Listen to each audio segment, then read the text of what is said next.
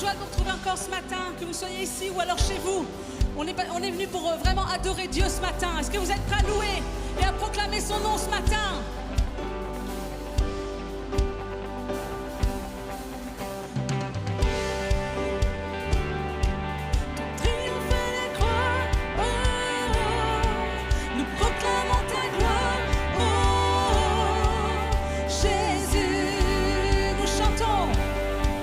Nous chantons ta victoire, oh, ton triomphe à la croix, oh, nous proclamons ta gloire, oh, Jésus.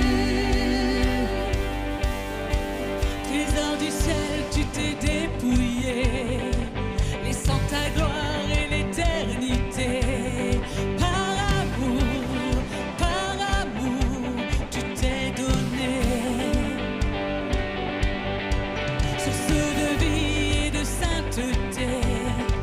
Tes mains ont touché l'humanité. Ton amour s'est révélé. Tu as payé notre liberté, donné ta vie pour l'humanité. Ouvert la voie de l'éternité. Tu es roi. Nous chantons ta victoire, oh, ton triomphe à la croix, oh, nous proclamons ta gloire, oh, Jésus. Nous élevons nos voix, Nous élevons nos voix, oh, célébrons dans la joie, oh, nous te couronnons roi, oh, Jésus. bien au-delà de ton sang versé, bien au-delà de tes mains percées. Ton amour nous a sauvés. Bien au-delà de la croix portée, face à la mort et notre péché. Ton amour a triomphé. Tu as payé notre liberté, Donner ta vie pour l'humanité, ouvert. on va la voie de l'éternité. Tu es roi. On veut déclarer, Nous chantons ta victoire, oh,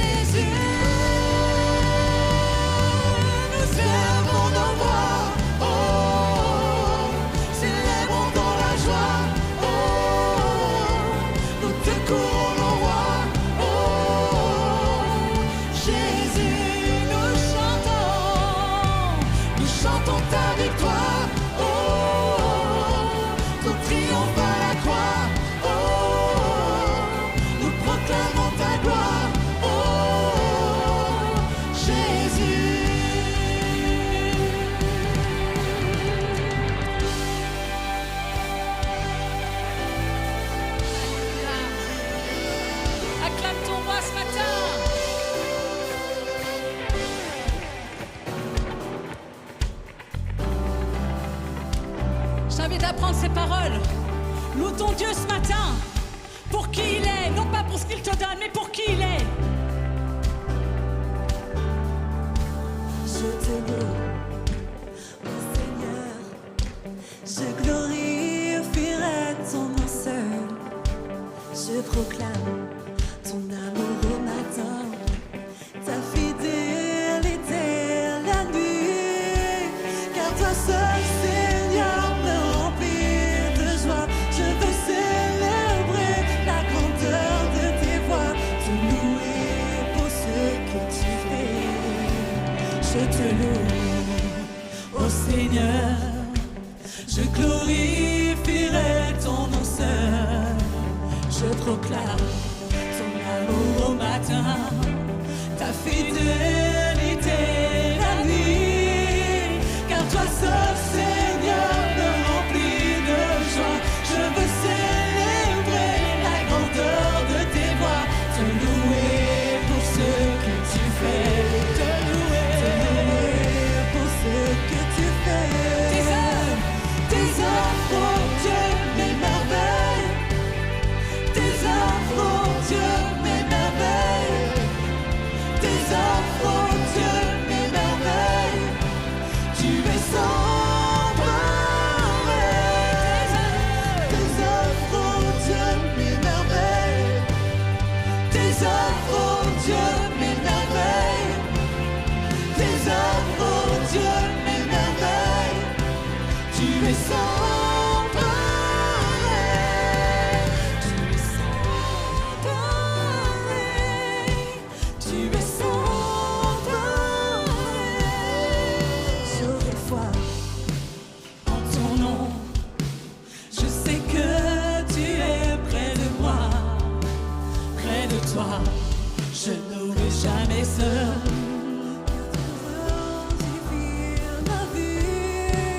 Car toi seul, Seigneur, me remplit de joie. Je veux célébrer la grandeur de tes voies, te louer pour ce que tu fais, te louer pour ce que tu fais. Tes œuvres, oh Dieu, mes merveilles. Tes œuvres, oh Dieu, mes merveilles.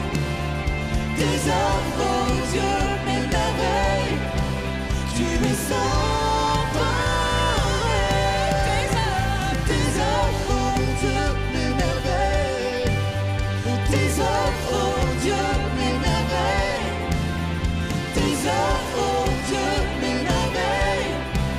Tu es sans pareil. Tu es sans pareil. Tu es sans pareil. Tu es sans pareil.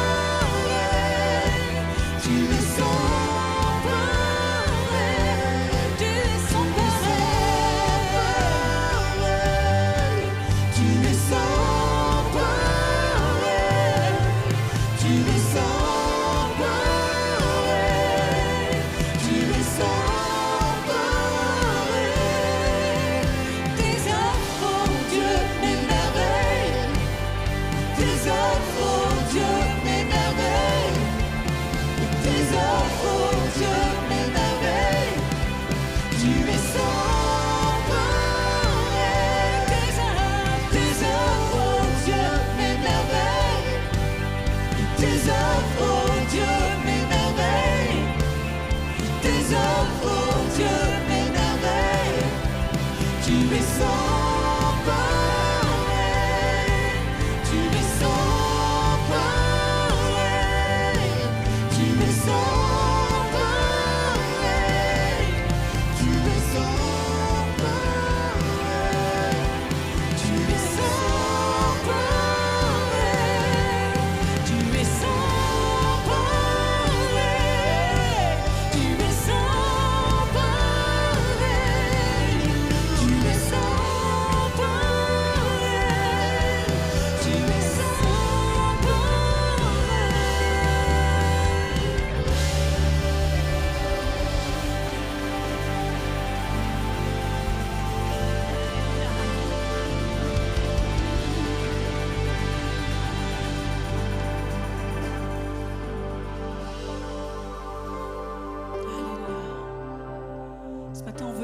veut élever son nom.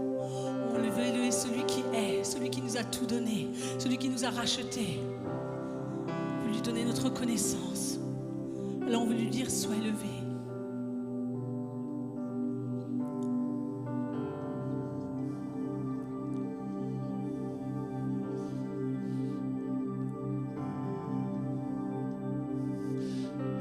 Chantons louange à son nom. Louange à son nom. Le nom au-dessus de tout autre nom. Honneur, chantons honneur à son nom. Honneur à son nom, le nom au-dessus de tout autre nom. Chantez, sois élevé, élevé plus haut. Sois élevé, élevé plus haut. Chantons louange à son nom. Louange à son nom. Le nom au-dessus de tout autre nom. Chantez honneur, chantons honneur à son nom.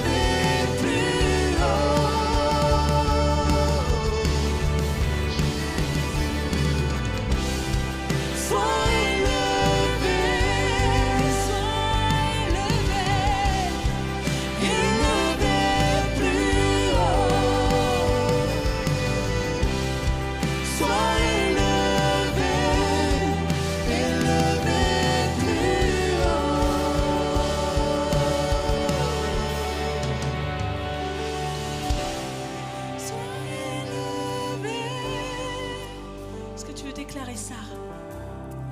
Élevé plus haut, sois élevé, sois élevé, élevé plus haut. Proclame ce matin. Sois élevé dans ma vie. Sois élevé,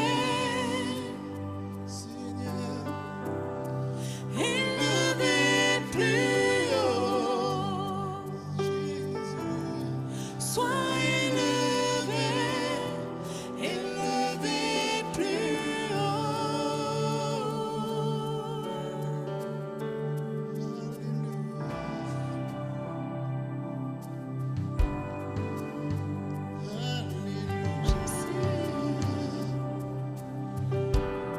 Ce matin, nous voulons appeler le nom de Dieu. Nous voulons invoquer son nom ce matin. Nous voulons l'appeler Yahweh, Rapha, Jireh. Nous voulons proclamer son nom ce matin. Et dire combien on est reconnaissant pour ce qu'il a fait. Combien chaque jour il nous protège.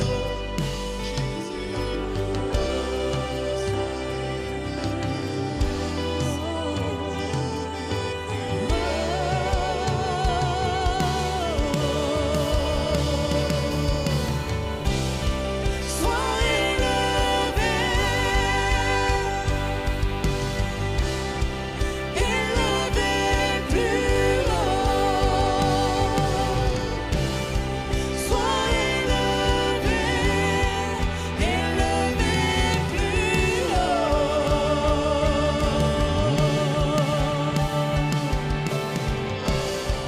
Sois élevé,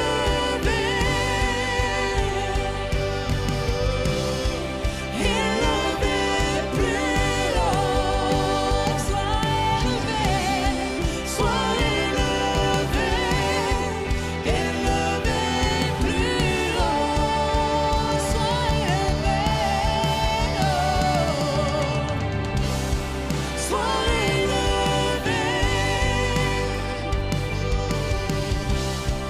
élevé plus haut. Sois élevé, élevé plus haut. Sois élevé, élevé plus haut.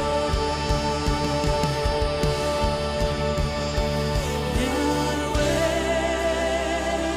Rapha, Elohim, Shaddai, Jireh, Adonai, se manifestera. Est-ce que tu peux déclarer ça ce matin? Yahweh, Rapha, Elohim, Shaddai, Jireh, Adonai, se manifestera.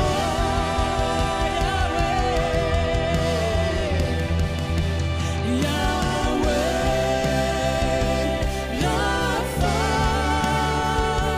Elohim,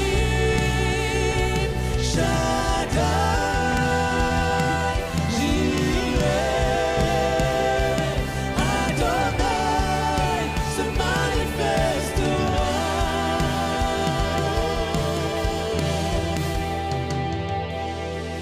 Ta gloire est tangible en ce lieu.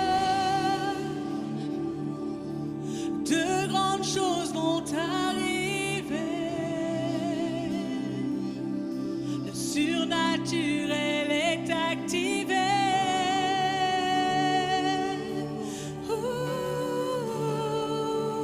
Quand ta gloire est tangible en ce lieu, de grandes choses vont arriver. Le surnaturel est activé.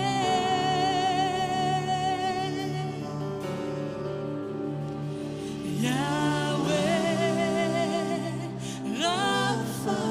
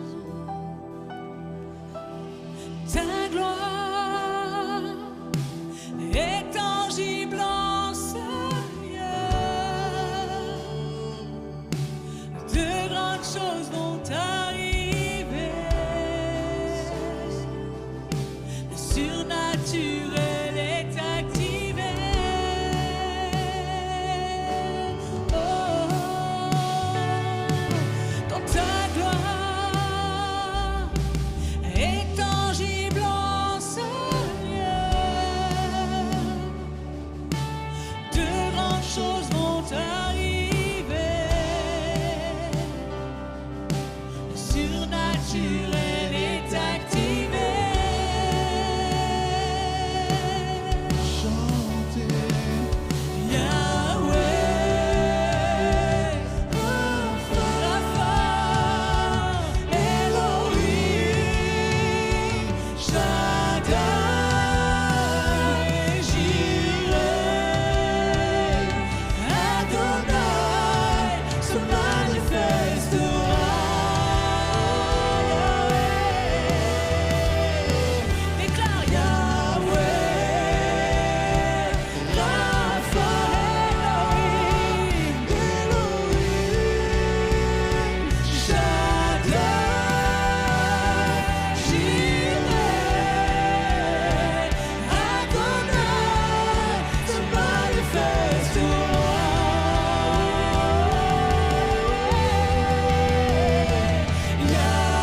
Yahweh, Rapha, Elohim, Shaddai, Jireh, Adonai se manifestera.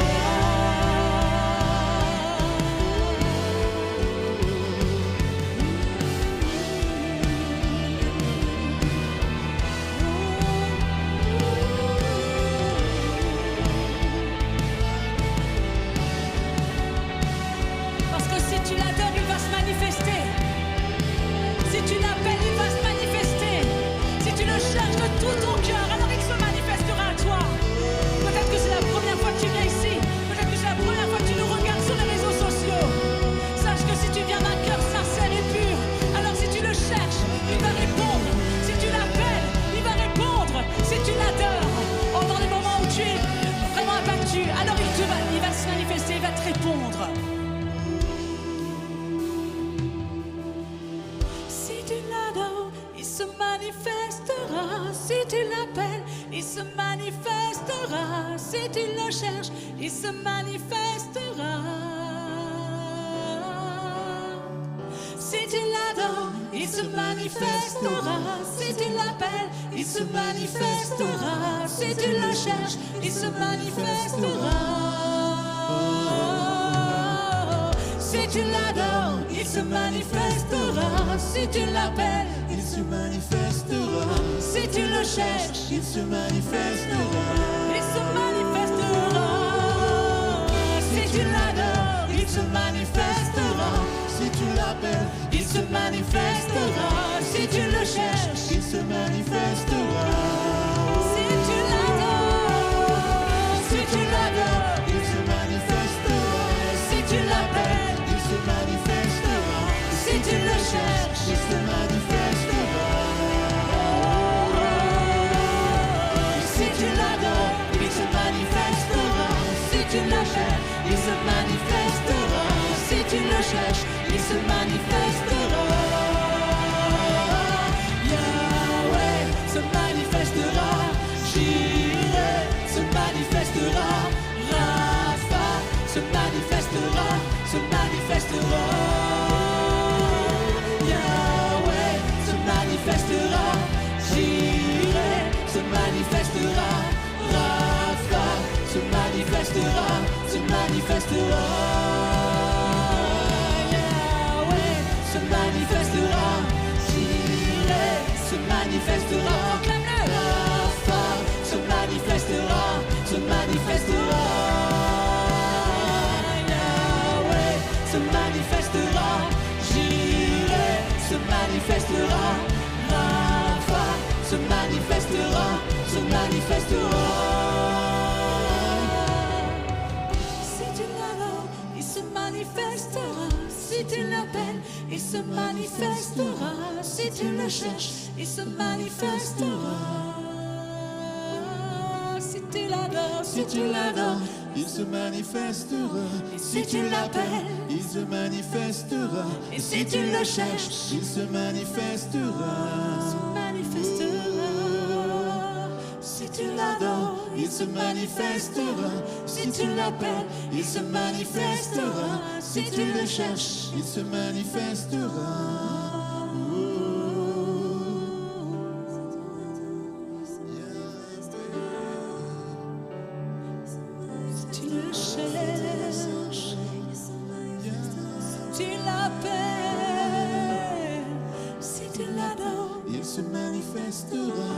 tu l'appelles, il se manifestera. et si tu le cherches, Il se manifestera.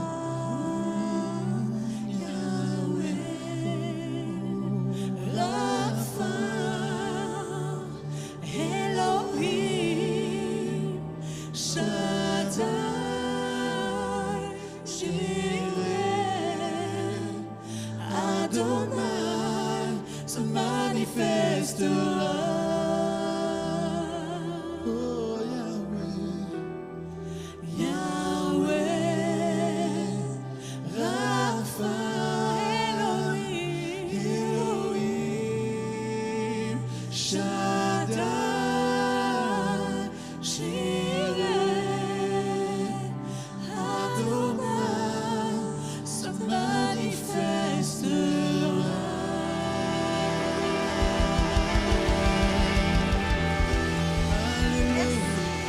Merci à l'équipe de louanges encore pour ce matin, merci. Bienvenue à l'église de VL, bienvenue tous les dimanches en ce lieu. Nous avons notre culte à 10h30 et si vous voulez retrouver les différentes prédications qui ont déjà eu lieu, n'hésitez pas à aller sur notre chaîne YouTube. Le mercredi soir, nous nous retrouvons à 19h pour notre réunion de prière. D'ailleurs, si vous avez des sujets de prière, n'hésitez pas à venir nous les communiquer. Et à la fin aussi de ce culte, il y a toujours une équipe de prière qui se tient pour vous si vous avez besoin, compris pour vous particulièrement. La semaine prochaine, nous avons le plaisir de recevoir le pasteur Daniel Potier qui nous vient de l'église Lille Métropole, une des très très grosses églises de France, et qui sera là pour nous apporter ce que Dieu lui aura mis sur le cœur pour notre église en particulier. Le dimanche 8 juin, les femmes, donc c'est la clôture des femmes. Donc il y aura un pique-nique après le culte, donc vous ramenez votre pique-nique, on pique-nique tous ensemble. Et là j'entends déjà les hommes qui sont en train de râler en disant « il n'y a jamais rien pour nous ». Ben vous inquiétez pas messieurs, vous pouvez nous rejoindre le soir, puisque le soir nous ferons un barbecue tous ensemble. Et il y aura une petite participation qui vous sera demandée. En tout cas, pour pouvoir organiser tout ça, n'hésitez pas à aller vous inscrire auprès de Stéphanie, de Morgane ou de Catherine. Le vendredi 20 juin, donc nous aurons notre 20-23. Donc le 20-23. Donc si vous avez aimé la louange ce matin, si vous trouvez que ça dure jamais assez longtemps, ben vous inquiétez pas, on a prévu un temps vraiment spécial où ça dure 3 heures. Voilà, alors pas tout à fait 3 heures, mais de 20 à 23. Vous venez 1 heure, vous venez 2 heures, vous venez 3 heures. Vous vous sentez vraiment libre, hein, on est à l'église Vivre Libre. Et vous verrez, c'est des temps vraiment incroyables où on se fait beaucoup de bien. Si vous voulez que tout continue, si vous aimez notre église, n'hésitez pas à nous soutenir financièrement. Nous avons les 2 bannettes qui sont sur le stage où vous pouvez aller récupérer aussi le RIB au pôle accueil.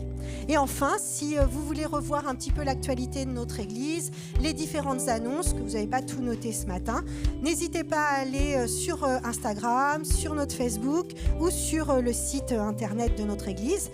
Enfin, si vous voulez retrouver, comme je vous l'ai dit tout à l'heure, les différentes prêches qui a pu déjà y avoir lieu ici, sur la chaîne YouTube. Et si vous voulez soit des petits enseignements rapides, soit des petites vidéos rigolotes, n'hésitez pas à aller liker notre TikTok. J'allais dire chaîne TikTok et je sais que j'allais me faire disputer par mes enfants. Donc j'appelle maintenant Anaïs qui va vous apporter ce que Dieu lui a mis sur le cœur au sujet d'Esther. Bon culte à tous. Merci beaucoup Marie. Est-ce qu'on peut l'applaudir quand même? Franchement, on n'exploite personne ici. Hein. Elle voulait bien venir faire les annonces, je vous rassure. Bienvenue alors à l'église Vivre Libre. Est-ce qu'il y a des nouvelles personnes? Il me semble que j'ai vu des nouveaux visages ce matin. Est-ce qu'on peut les accueillir comme il se doit ce matin? Voilà, c'est comme ça. Bienvenue à Evel pour ceux qui viennent pour la première fois. N'hésitez pas, après, à l'after, on veut apprendre à vous connaître. Je bois un peu et j'arrive. Alors, j'ai le privilège aujourd'hui de poursuivre la série sur Esther. Alors, je vais faire un très bref rappel du contexte, puisque si jamais vous nous rejoignez pour la première fois aujourd'hui, il faut savoir qu'il y a déjà eu deux messages là-dessus. Donc, je fais un contexte très bref, comme ça, on suit ensemble. Alors, Esther. Donc, en fait, il faut savoir qu'à l'époque, il y avait le roi Assuérus, donc, qui était aussi appelé Xerxès Ier, et il organise un grand banquet. Ok, c'est pas le petit truc, c'est vraiment le grand banquet pour montrer la puissance, la richesse de son royaume. Et pour vous donner une idée, ce banquet va durer 6 mois. C'est pas la petite fête, vous voyez, c'est la grosse fiesta. Parce qu'il faut savoir qu'il est roi donc, d'un très grand empire, c'est l'empire de Perse, et il y a la nourriture à volonté, boisson à gogo, et pas que de l'eau si vous voyez ce que je veux dire. Il y a de la musique, de la parade, tout ça à la gloire du roi. Et puis parce que c'était pas encore suffisant, il organise un deuxième banquet.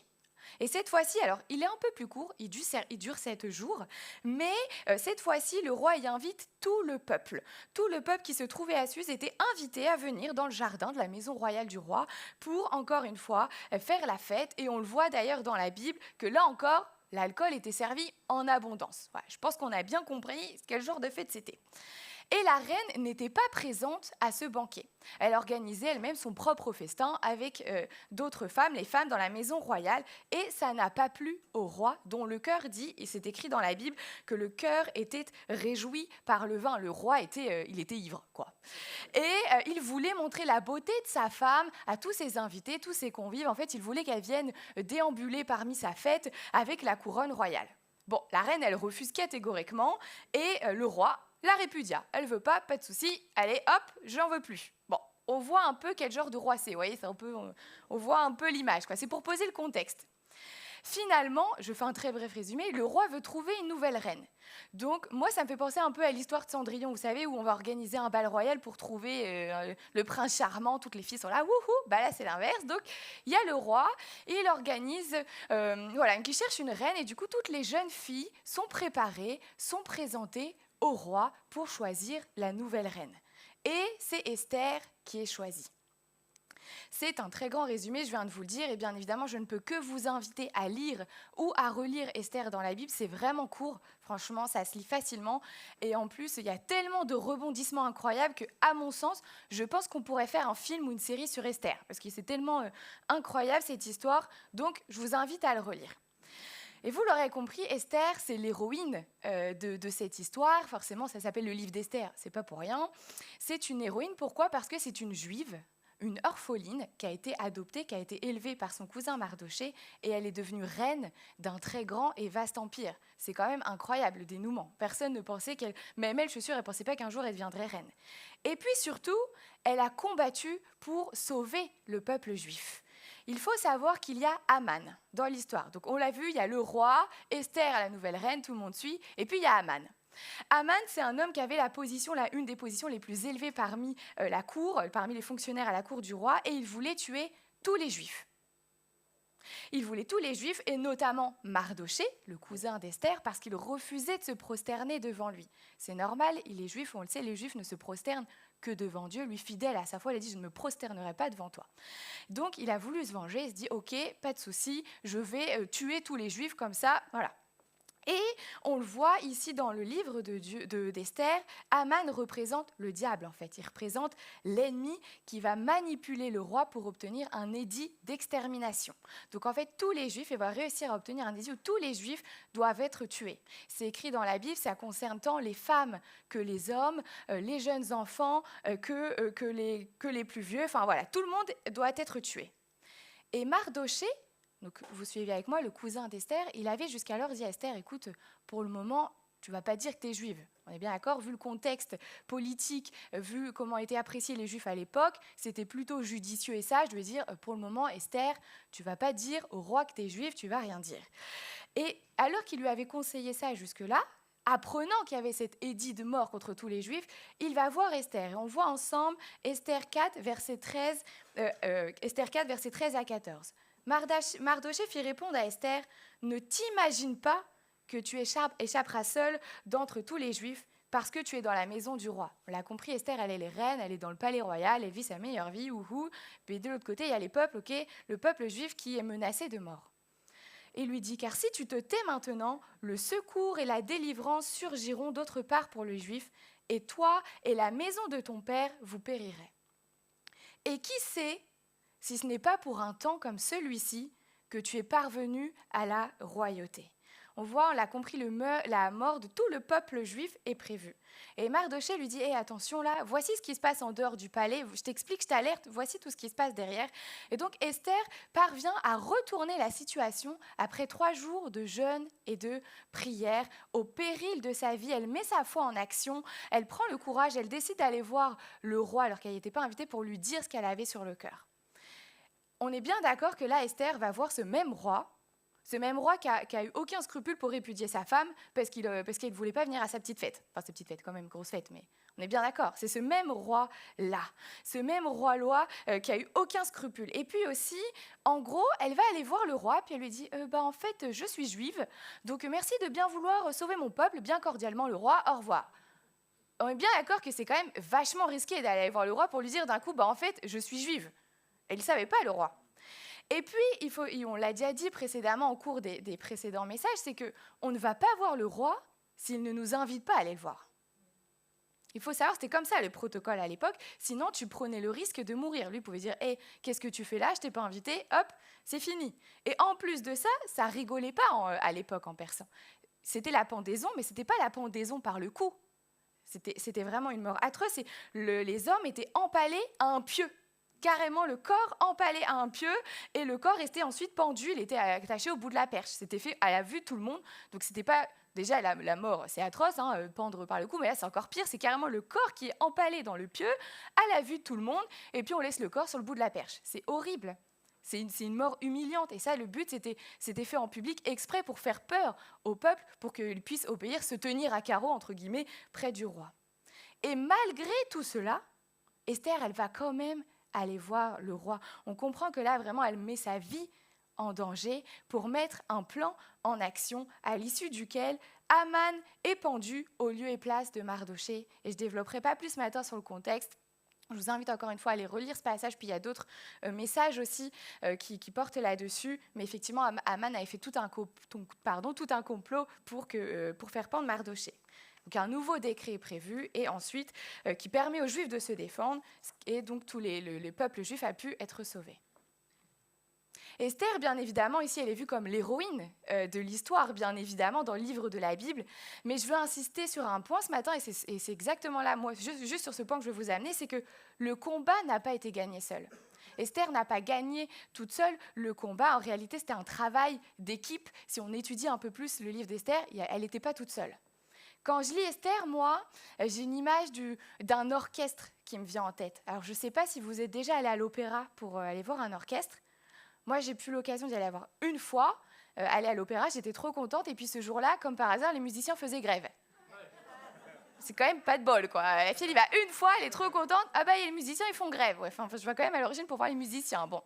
Donc, on a vu un pianiste qui s'était gentiment dévoué. Et en fait, on a eu un pianiste pendant tout le long. C'était bien quand même, mais j'avoue que j'aurais aimé voir tout un orchestre. Bon, si comme moi, vous n'avez pas eu l'occasion, du coup, de voir un orchestre, on a forcément vu à la télévision, dans un spectacle, on voit très bien à quoi ça ressemble un orchestre. Il y a plein de musiciens. Il y a des flûtes, il y a des percussions, il y a des trompettes. Enfin, c'est énorme. Et puis, il y a le chef d'orchestre. Il y a le chef d'orchestre qui est là et qui guide les musiciens. Tous les musiciens, ils ont leur propre partition, leur rôle à jouer. Chacun son instrument, chacun sa partition, chacun ses notes à suivre. Mais ils sont guidés, ils restent focus sur le chef d'orchestre. Et normalement, si tout le monde fait bien son job, ça fait une musique qui est agréable, une musique qui est harmonieuse. Et bien moi, je trouve que le livre d'Esther, c'est exactement pareil. Il y a le chef d'orchestre, Dieu, et puis il guide, il dirige son peuple. Donc parmi le peuple, on le voit, il y a Esther, mais il y a aussi d'autres. Il y a Mardochée, il y a les servantes, il y a le peuple juif. Et tout cela, ils participent, ils sont guidés par Dieu, et ce qui donne ensuite la victoire, le combat. On voit bien ici que c'est un travail d'équipe. C'est le travail d'équipe dans l'unité qui permet de gagner le combat et qui permet à la fin de sauver le peuple juif. L'histoire d'Esther, au-delà de sa foi, son courage, nous enseigne qu'on a tous notre part à faire. On a tous notre rôle à jouer dans le royaume de Dieu. Il est clair que Esther ne pouvait pas faire ce que Mardochée était appelée à faire et inversement, Mardochée ne pouvait pas faire ce que Esther était appelée à faire. Ils avaient chacun leur rôle, chacun leur part à jouer. Il y a l'héroïne, Esther, je l'ai dit tout à l'heure, ça pourrait faire l'objet d'un film, tellement que je trouve que c'est incroyable, Esther. On imagine le film d'Esther avec Esther en tête d'affiche sur l'affiche du film, par exemple, au cinéma. Mais il y a tellement derrière d'autres protagonistes dans l'ombre, dans les coulisses, qui ont participé au combat. Et c'est là que je vous ai amené ce matin. Il y a un réel travail d'équipe, et forcément, dans ce travail d'équipe, je ne peux que commencer par citer Dieu. Bien évidemment, dans l'équation, dans l'équipe, il y a Dieu, je l'ai dit tout à l'heure, c'est le chef d'orchestre. Même si on ne le voit pas dans le livre d'Esther, il est omniprésent, il contrôle les circonstances, c'est lui qui place les bonnes personnes au bon moment, au bon endroit. Et je n'irai pas plus là-dessus, puisque je sais que Mika a déjà apporté un très bon message là-dessus que je vous invite à aller revoir, où il explique justement que le livre d'Esther ne mentionne pas une seule fois Dieu, et pour autant c'est là où on voit la présence de Dieu. Enfin, Dieu est omniprésent, Dieu est omnipotent dans ce livre. Par exemple, c'est un exemple quand Mardoché, il attend aux portes du roi et puis il entend qu'il y a 2 gardes qui sont en train de faire un plan pour tuer le roi. Mardoché est là au bon moment, au bon endroit à ce moment-là. Ou encore quand Dieu permet soudainement de réveiller le roi. Il n'arrive pas à dormir, puis il se dit « Tiens, j'arrive pas à dormir cette nuit-ci, j'allais consulter les registres du palais, et puis Mardoché m'a sauvé, c'est bizarre, j'étais pas au courant. » Quand même plutôt, ça fait beaucoup de circonstances. Ou encore quand Dieu protège Esther après ce jeûne de 3 jours et prière, où le roi l'accueille avec bienveillance, là on voit qu'il y a une protection de Dieu. Moi, je ne crois pas au hasard ni aux circonstances chanceuses. Au contraire, je vois que la main de Dieu agit dans chaque petit détail pour arriver au but ultime, sauver le peuple juif. On le voit, c'est pas du hasard, c'est Dieu qui place au bon moment, au bon endroit. Il y a un réel travail d'équipe puisque, avant tout, Esther s'est laissée conduite par Dieu. Elle s'est laissée diriger par Dieu. Dieu, on le voit dans le livre d'Esther, était le chef d'orchestre. Et Esther a fait confiance, elle a obéi, elle s'est laissée guider par Dieu. Et puis, bien évidemment, dans ce travail d'équipe, je dois aussi forcément parler de Mardoché. Mardoché, on l'a vu, c'est le cousin d'Esther qui l'a élevée. En fait, elle était orpheline. Et donc, Mardoché, on voit, c'est vraiment un stratagème spirituel. Il fait tout un stratagème spirituel. Il est toujours resté aux côtés d'Esther. On le voit dans tout le livre. Il est toujours là pour la conseiller, pour l'alerter, pour la soutenir. Et pourtant, Mardoché, il reste dans l'ombre. Il reste dans les coulisses. Je donne juste les notes, je ne l'ai pas mis. Il y a par exemple Esther 2, verset 7. Il élève Esther, sa nièce orpheline, avec une certaine éducation. Mardoché, il l'a élevé avec des valeurs de la sagesse, de la foi. On se doute bien, il était juif, on l'a vu, il refuse de prosterner devant Aman. C'est bien qu'il a élevé Esther dans ces valeurs-là. Avant même donc que Esther soit devenue reine, Mardoché l'avait déjà formée. Il l'avait déjà équipée. Il avait déjà instruit les valeurs nécessaires pour ensuite accomplir le plan que Dieu avait prévu. Et moi, je me dis, waouh, soyons des Mardochés, nous aussi. Moi aussi, je veux, pour les gens qui m'entourent, tous les gens qui sont à mon contact, être une Mardoché, un Mardoché qui équipe, qui forme, qui instruit les valeurs de la foi, la sagesse chrétienne.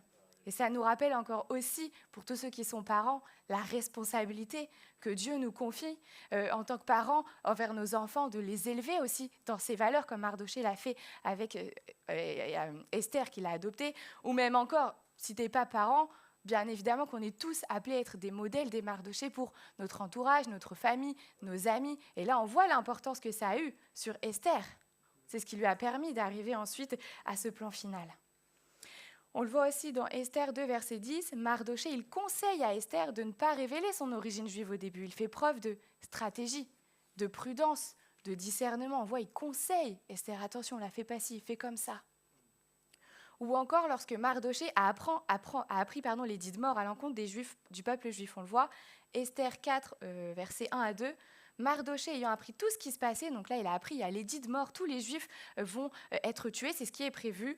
Il déchire ses vêtements, il s'enveloppe d'un sac et il se couvre de cendres. Puis il alla au milieu de la ville en poussant avec force des cris amers et se rendit jusqu'à la porte du roi, dont l'entrée était interdite à toute personne revêtue d'un sac. Alors ça paraît étrange, mais il faut savoir que nous, on est plutôt dans une société, une culture où on ne va pas montrer qu'on est triste. On va plutôt faire comme si tout va bien et on le cache. Mais à cette époque et dans cette culture, c'était tout l'inverse.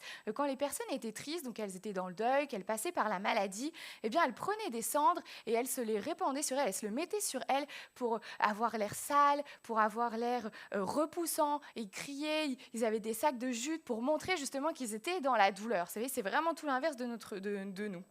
Et Mardoché, il est dans cette tristesse, il est à l'extérieur du palais royal. On l'a vu depuis le début. Mardoché, il n'est pas à l'intérieur du palais royal avec Esther dans le luxe. Non, non. Lui, il est aux portes du palais. Il est à l'ombre, il est aux coulisses. Et là, on le voit, il est dans la tristesse. On le voit, c'est Mardoché, c'est ce serviteur un peu qui reste caché, qui est dans les coulisses, qui est dans l'ombre. Et pourtant, c'est comme ça que Mardoché réussit à interpeller Esther prophétiquement. Elle lui dit « Hé Esther », 4 verset 14, « Et qui sait si ce n'est pas pour un temps comme celui-ci que tu es parvenu à la royauté ?» Comme le dit Mardoché à Esther ici, on se retrouve parfois dans des différentes saisons de nos vies, où Dieu nous a placés exprès à ce moment-là. Comme dans le livre d'Esther, Dieu a utilisé des gens, il les a préparés, il a préparé son terrain pour son scénario, pour son plan à lui. Et quand Mardoché dit ces mots à Esther, peut-être que tu es mise ici pour tel moment précis, pour telle saison, ça s'applique encore à nous aujourd'hui. Je ne sais pas vous, mais parfois Dieu nous place dans des saisons, dans des moments de nos vies où on ne comprend pas.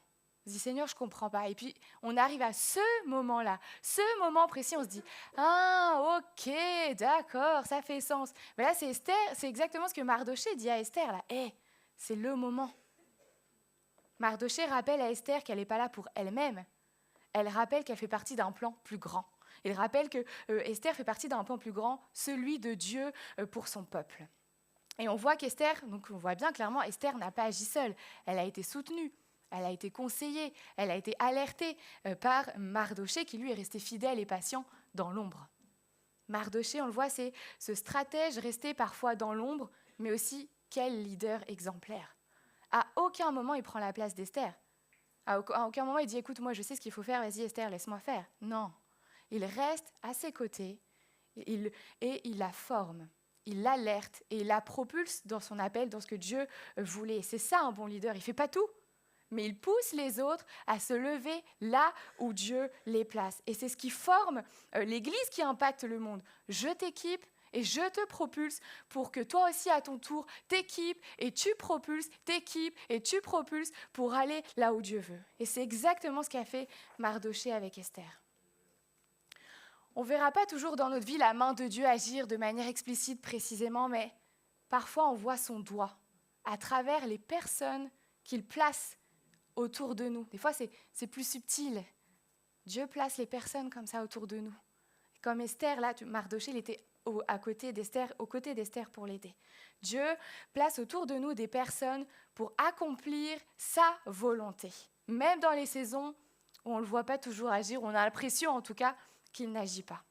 Donc on l'a vu, forcément il y a Dieu, Esther, Mardoché, et puis dans ce travail d'équipe, si on regarde un peu plus près, il y a aussi ses servantes. Il y a les servantes dans le palais qui entourent Esther. On le voit, Esther 2, verset 9, « La jeune fille lui plut et trouva grâce devant lui. Il s'empressa de lui fournir les choses nécessaires pour sa toilette et pour sa subsistance. » Écoutez-moi bien. Il lui donna 7 jeunes filles choisies dans la maison du roi et la plaça avec ces jeunes filles dans le meilleur appartement de la maison des femmes. Esther, elle a 7 jeunes filles affectées exclusivement pour son service. C'est pas rien quand même. 7 jeunes filles pour elle. Leur rôle, c'est quoi ? Eh bien, elles aident Esther à se préparer, à se présenter, à être prête à rencontrer le roi. Finalement, les servantes, n'importe quoi.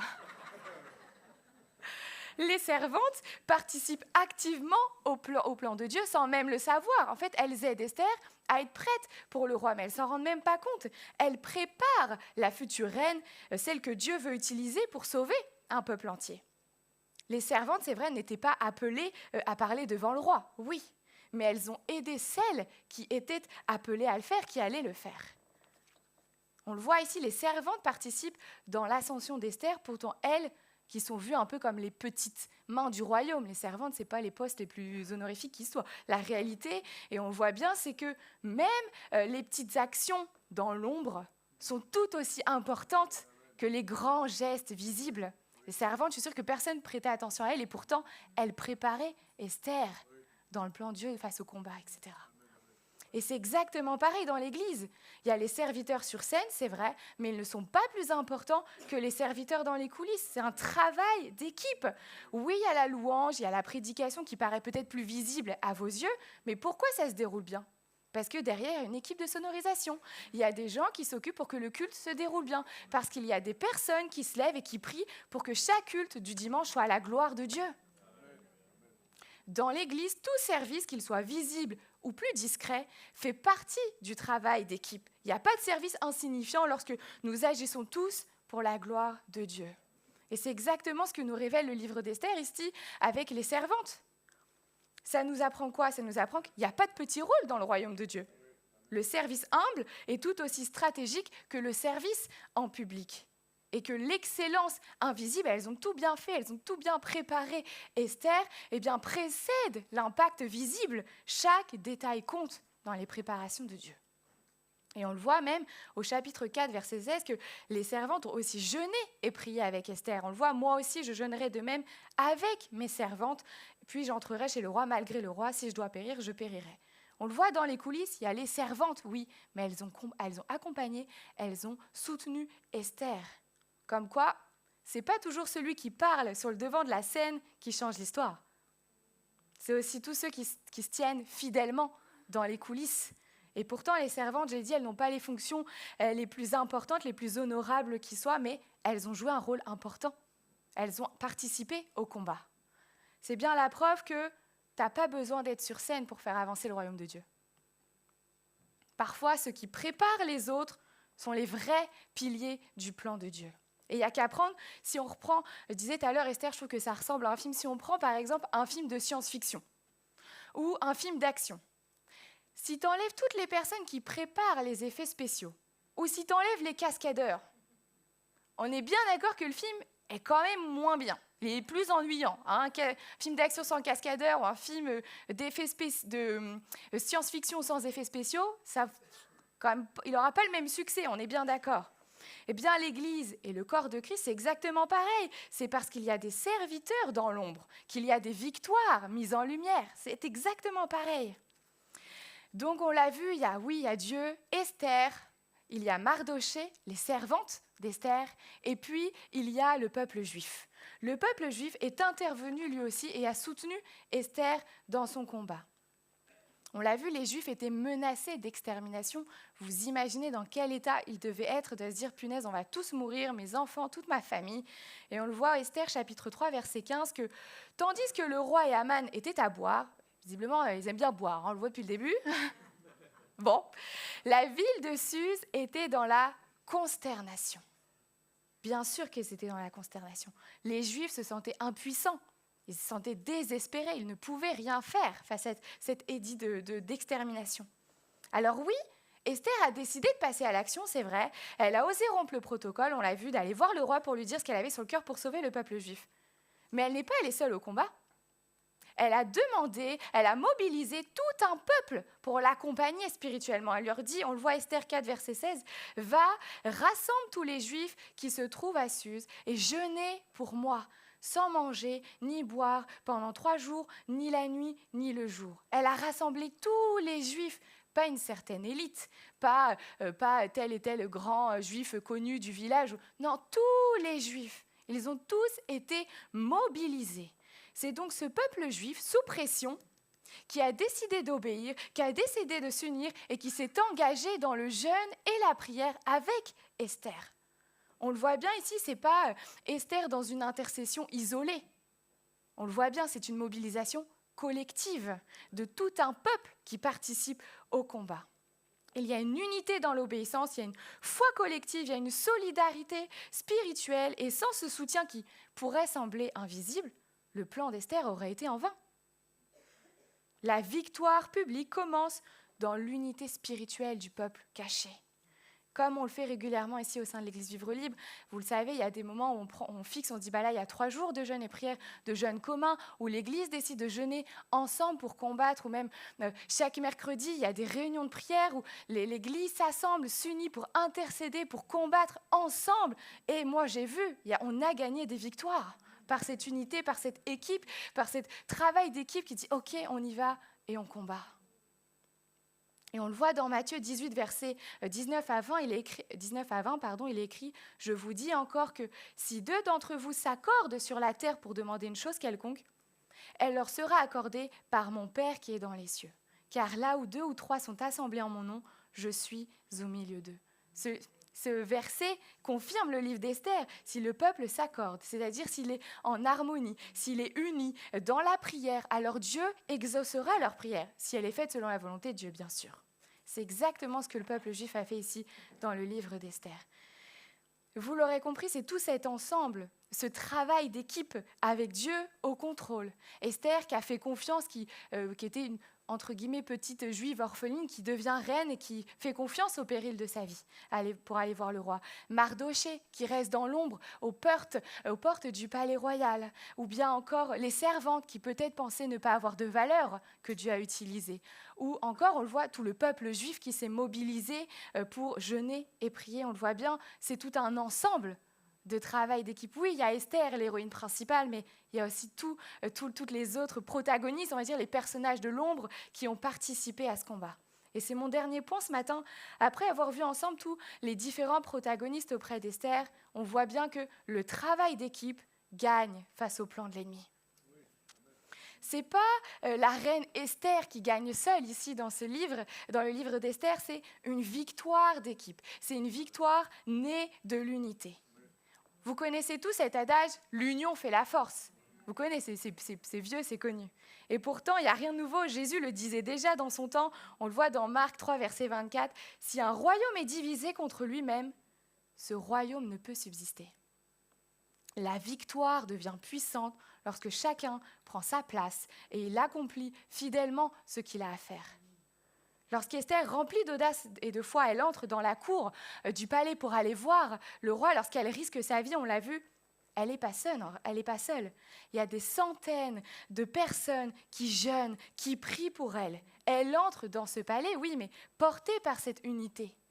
Comprenez bien qu'elle est seule physiquement, mais spirituellement. Elle n'est pas seule, Esther.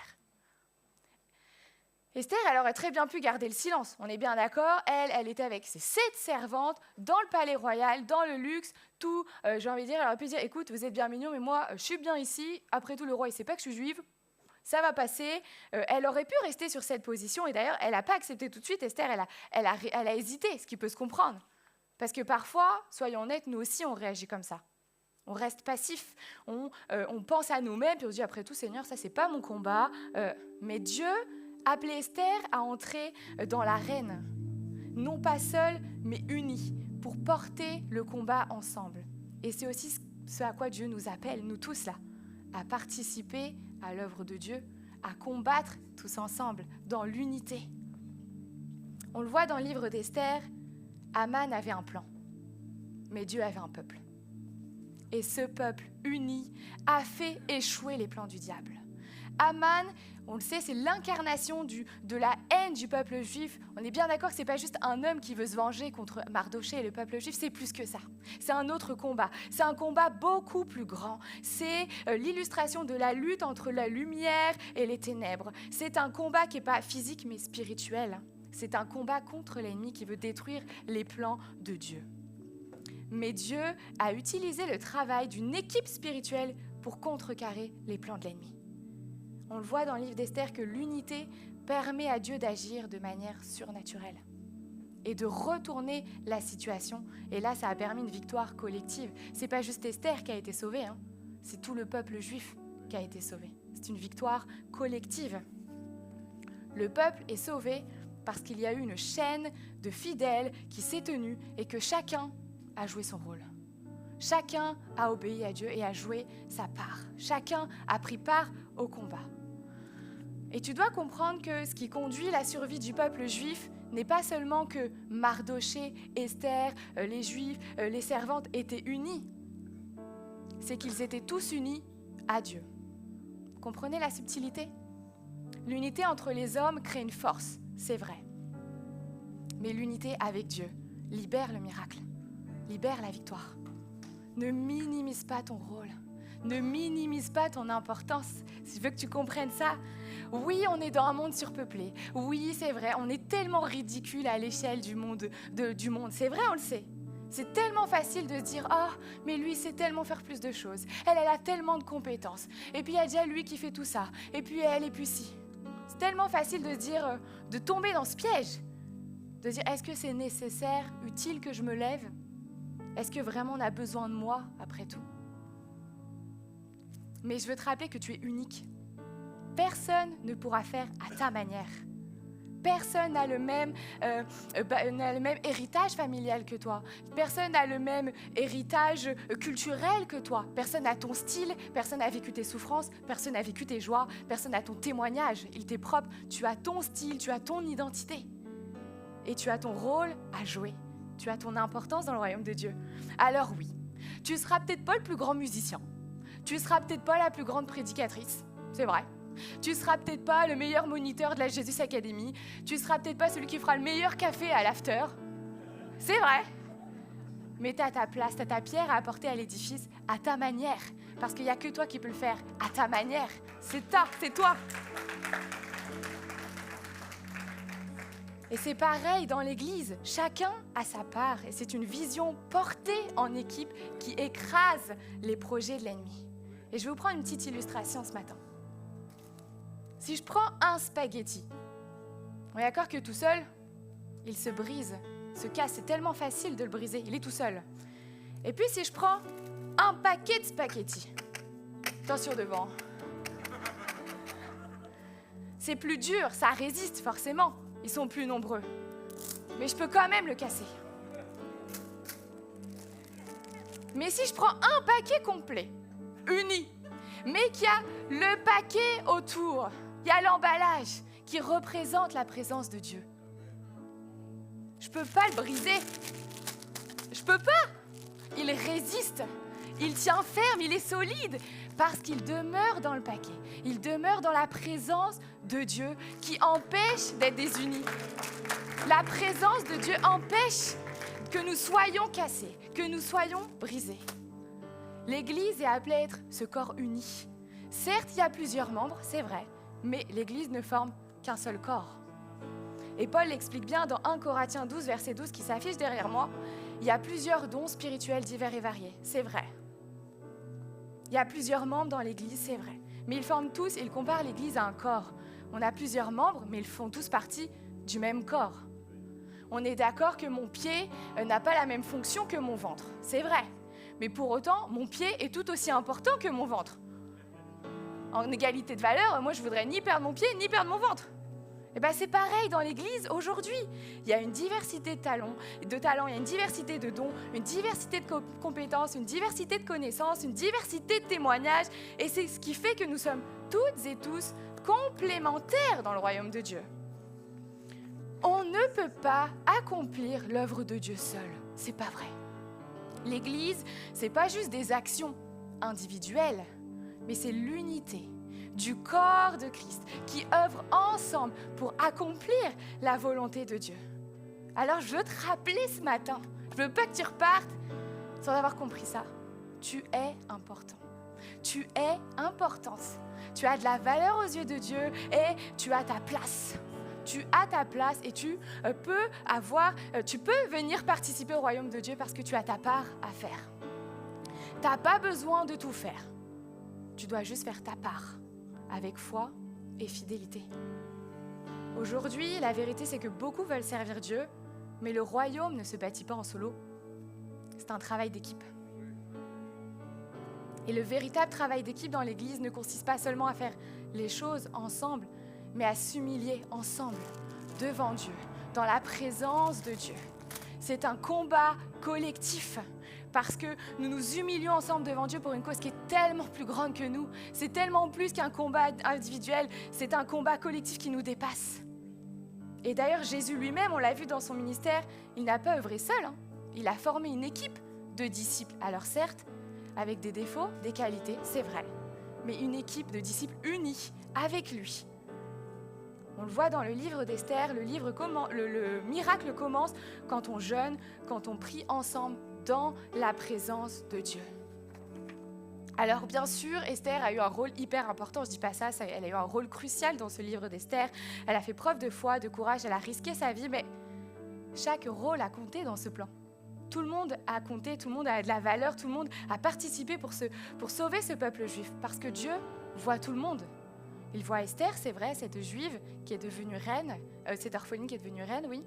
Il a vu aussi Mardoché, qui restait fidèle dans l'ombre, dans les coulisses, toujours prêt à soutenir Esther, à l'accompagner. Il a vu aussi les servantes, que pourtant peut-être personne ne voyait, mais il les a vues participer activement au plan de Dieu. Ou encore le peuple juif qui a décidé d'être obéissant, de jeûner et de prier. K.O., tu ne l'aurais pas encore compris. Je t'invite à prendre ta place. Je t'invite à reprendre ta place dans l'équipe de Dieu. Parce que Dieu veut agir avec toi et au travers aussi avec les autres. Le livre d'Esther, c'est un appel à l'unité. Il n'y a pas de héros solitaires. C'est un peuple uni qui avance ensemble. J'aimerais rappeler que, vous savez, c'est une grâce. Le Seigneur nous fait grâce de pouvoir nous laisser l'opportunité de participer à son royaume. Soyons clairs que Dieu est Dieu. Il aurait très bien pu faire sans nous. Et puis, il y a tellement d'autres personnes que nous à employer. C'est un privilège de nous laisser cette opportunité. Si nous choisissons d'être passifs, Dieu va faire quand même son plan avec quelqu'un d'autre. Mais la réalité, c'est que c'est nous qui serons perdants. C'est nous qui manquerons à l'appel de Dieu. Personne ne va nous obliger. Personne ne va nous lever d'un coup et dire « Allez, on y va, viens, fais ci, viens, fais ça, t'as telle compétence. Arrête de rester caché, viens. » Personne ne va le faire à ta place. C'est une décision individuelle et intentionnelle. Et encore une fois, les besoins de nos entours sont tellement multiples qu'il y en a assez pour tout le monde. C'est bien connu, La moisson est grande, mais il y a peu d'ouvriers. C'est triste, mais on le voit dans la société, les sans-abri, ça ne manque pas. Les gens seuls, ça ne manque pas. Les gens qui ne mangent pas à leur faim, ça ne manque pas. Les veuves, les orphelins, ça ne manque pas. Les gens qui combattent dans la maladie, qui combattent contre une addiction, ça ne manque pas. Il suffit de prendre un peu attention autour de nous, vous verrez le nombre de gens qui ont besoin. Des besoins dans de bénévoles dans l'église, ça ne manque pas non plus. Bien sûr, ce n'est pas possible d'aider tout le monde individuellement. Mais on l'a vu à travers le livre d'Esther, le travail d'équipe nous mène à la victoire. Et plus que jamais, notre société actuelle, on le voit, a besoin de personnes qui se lèvent et qui disent « Ok, moi j'ai la conviction, moi j'ai la foi, moi je vais faire preuve de courage, moi je vais me lever. » Alors oui, ça implique d'aller parfois à contre-courant de la société, c'est vrai. Oui, ça implique parfois le mauvais regard des gens. Pourquoi? Qu'est-ce qu'elle me raconte celle-ci? Elle se lève pour celui, l'opprimé ou pour celui qui est accusé injustement. Qu'est-ce qu'elle vient se mêler de ça? C'est même pas son histoire. Mais il n'y a que le regard de Dieu qui compte, c'est pas le regard des autres. Et Dieu souhaite que tu participes à l'œuvre de son royaume. Il veut que tu te lèves et que tu répondes à son appel. Alors je te demande ce matin, comme Mardoché l'a demandé à Esther, et si ce n'est pas pour un temps comme celui-ci, et si c'est pas pour un temps comme celui-ci que tu es là ce matin? Et si c'est pas pour un temps comme celui-ci que tu nous regardes ce matin en ligne? Et si c'est pas pour un temps comme celui-ci que tu traverses cette situation, cette épreuve que je connais pas, que toi seul connais en ce moment même? Est-ce que c'est pas pour un moment comme celui-ci que tu es au contact de telle famille, de telle personne? Est-ce que c'est pas pour un moment comme celui-ci que tu as tel don, telle appétence particulière? Je nous invite ce matin à vous lever et pour chanter ensemble ce chant qui affirme ou réaffirme notre volonté de le servir, notre volonté de participer au travail d'équipe pour le royaume de Dieu. Parce que je prie vraiment qu'il y ait des serviteurs qui se lèvent, qu'il y ait des serviteurs qui viennent participer au combat de l'Église, au combat de l'unité. Parce qu'on l'a vu, dans la présence de Dieu, rien ne peut nous détruire, rien ne peut nous briser si on reste unis dans la présence de Dieu. Alors chantons ce chant qui nous réinvite à servir Dieu.